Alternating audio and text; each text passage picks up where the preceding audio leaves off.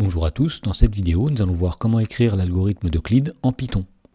Dans l'exemple, dans la première question, on demande de compléter l'algorithme suivant où A et B sont deux entiers naturels non nuls, afin qu'il affiche le PGCD de A et de B trouvé avec l'algorithme d'Euclide. Alors, la première instruction de cet algorithme, c'est que tant que B est différent de 0, eh bien on a une variable R qui va recevoir le reste de la division euclidienne de A par B.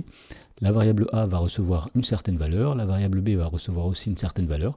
Le temps que s'arrête quand la variable B est égale à 0, et dans ce cas-là, on va afficher le PGCD de A et de B. Alors avant de compléter cet algorithme, on va rappeler le principe de l'algorithme d'Euclide.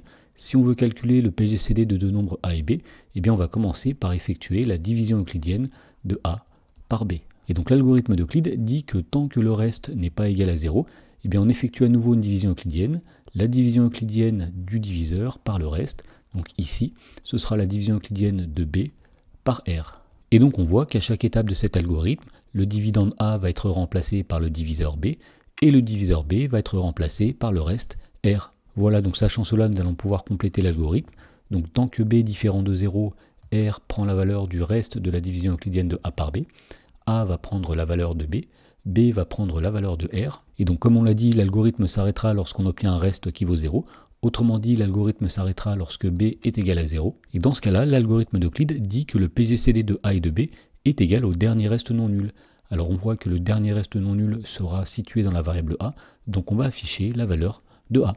Dans la question 2, on nous demande d'écrire en langage Python une fonction PGCD qui reçoit en argument deux entiers naturels A et B et qui renvoie leur PGCD calculé à l'aide de l'algorithme d'Euclide. Alors pour définir une fonction en Python, on va utiliser le mot-clé def.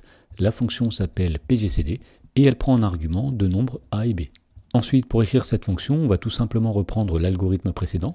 Donc la première instruction était tant que B est différent de 0. Donc en Python, cela se traduit en disant while B, donc différent de 0.